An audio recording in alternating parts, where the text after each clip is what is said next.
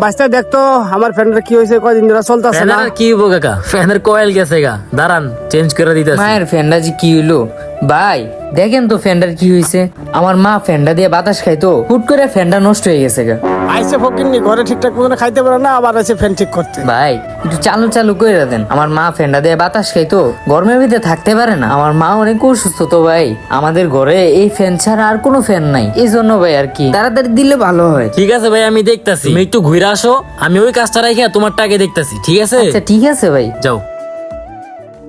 আমার ফ্যানের কাজটা আগে করে দাও, আরেক জায়গায় যাওয়া লাগবো আমার। কাকা, ওর মায় নাকি অসুস্থ, ফ্যান ছাড়া থাকতে পারে না। আপনি একটু বসেন, আমি এই ফ্যানের কাজটা আগে করে দিই। ওই ফ্যানের কাজ করবো, আগে আমার কথাটা শুনে নাও, পরে কাজ করো। ওরে যে কাজটা করে দেবো, ওরে ভালো করে চিনো। ওই তো এলাকার ভিতরে সবচেয়ে গরিব ফকিরনি, ওই টাকা দেবো করতে যা। ওরে যদি ঠিক করে দেবো তো 1 টাকাও দিতে পারতো না। ওই তো মানুষের কাছে টাকা চাই আছে খায়, ওই ফ্যান ঠিক করার টাকা দিব কই থেকে তোমারে?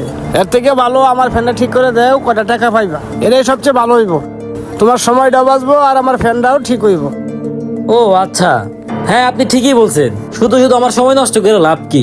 এর চেয়ে ভালো সময় নষ্ট না করে ওর ফ্যানটা নিচে রাইখা দেই, ও আসলে বলবো ফ্যানের কয়েল নষ্ট হয়ে গেছে, আপনারটা ঠিক করে দিতেছি। দাঁড়ান, এটাই তো চাইছিলাম, এবার বুঝছো, এবার আমার সময়টা বাঁচে গেল। রাইখা দিই ফ্যানটা, শুধু শুধু সময় নষ্ট করে লাভ আছে বলেন? এই যে কাকা, আপনার ফ্যান ঠিক হয়ে গেছে। ভাই আমার ফ্যানের কাজটা হয়েছে ভাই। ও তোমার ফ্যান না, একটু দাঁড়াও। ওই হয়েছে কি ভাইয়া, তোমার ওই ফ্যানটা খুলতে যায় মোটরের ফ্রেম ভেঙে গেছে। ওই মোটরের যে দাম, এই ফ্যান আর ঠিক হবে না। কি বলেন ভাই? তাহলে কি ভাই ফ্যান ঠিক হইব না? যদি না ঠিক হয় তাহলে আমার মা বাতাস খাবো কেমনে ভাই?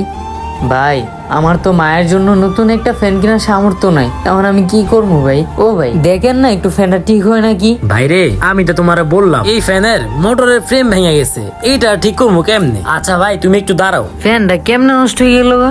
মা দেখছি বাতাস খাইতেছে, হুট করে দেখি নষ্ট হয়ে গেছে গা। মা এখন কেমনে বাতাস খাইবো? ওই ভাই আবার নতুন ফ্যান আনতেছে কি এদিকে? ও ভাই কি করেন আপনি? আমার ওই ফ্যান আবার নিচে রাখতেছেন কে? কি যে করতেছে দোকানদার ভাই, কিছুই বুঝতেছি না। এই নাও ভাই, এই ফ্যানটা নিয়ে যাও, এই ফ্যানটা ভালো, আর এই ফ্যানটা বাতাসও ভালো দেয়। বুঝলাম না কিছু, পুরান ফ্যান নষ্ট হওয়ার কথা কই আর নতুন ফ্যান দিতেছে কেন? ভাই এই ফ্যান নিয়ে যাওয়ার মতো তো আমার কাছে টাকা নাই। টাকা লাগবে না ভাই, এই ফ্যানটা আমি ক্ষতিপূরণ হিসাবে তোমারে দিলাম। যেহেতু তোমার ওই টেবিল ফ্যানটা আমি নষ্ট করছি, ক্ষতি যেহেতু আমি করছি, ক্ষতিপূরণ তো আমারই দেওয়া লাগবে। ভাই আপনি আমার নতুন ফ্যান দিছেন, আমার মা দেখলে অনেক খুশি হবো ভাই। ভাই আপনি খুশি তো? হ্যাঁ আমি খুশি, আমার মায়ের খুশি মানে আমি খুশি। ঠিক আছে ভাই, ভালো থাকবেন। আমার মা ঠিক কথাই বলে, এখনো দুনিয়াতে ভালো মানুষ আছে। এটা তুমি কি করলা? তুমি চাইলে তো আগের ফ্যানটা ঠিক করে দিতে পারতা, নতুন আরেকটা দিলাই কে আবার? কাকা, আপনি তো আগেই বলছিলেন ফ্যান যদি এটা ঠিক করে দেই তাহলে ও টাকা দিতে পারবো না, ওর কাছে টাকা নাই। এই জন্য আমি বুদ্ধি কইরা ওরে একটা নতুন ফ্যান দিয়া দিলাম। আর সব সময় তো লাভ করি, এইবার না হয় টাকার বদলে ওর মার থেকে কিছু দোয়াই পেলাম। আচ্ছা কাকা বলেন তো, ওই যে ফ্যানটা দিলাম, ওই ফ্যানের বাতাসটা কে খাবে? ওর মাই তো খাবে। ওর মা কি আমার মা হতে পারে না? আর ওই পুরান ফ্যানটা ঠিক করে দিলে বেশি দিন চালাইতে পারতো না হইলে। এই নাও টাকাটা রাখো।